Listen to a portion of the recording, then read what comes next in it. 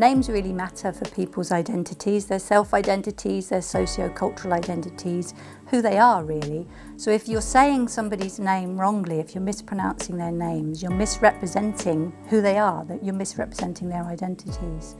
And for students in university settings, in learning environments, if their names are persistently mispronounced, it can affect their sense of feeling like they belong in that university space, in that learning environment.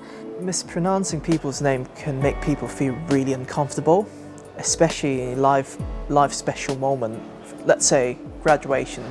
So in graduation ceremony, your parents, your friends, your family are there, and of course you don't want to have the name pronounced incorrectly, because that is just basically affecting your emotion. It could possibly lead to anything more than that. So of course, you want to have things right, have your names pronounced correctly at this special moment when everyone can see it, especially in a live stream.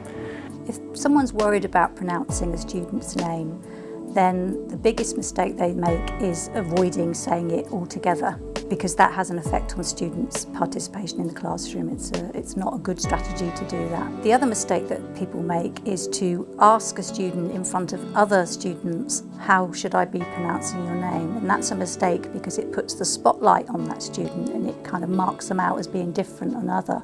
Another thing that can really help with name pronunciation is to encourage everyone to include audio name badges in their email signatures. Just a short, quick, simple recording of how you say your name to normalise how, the declaration of how names should be said for everybody.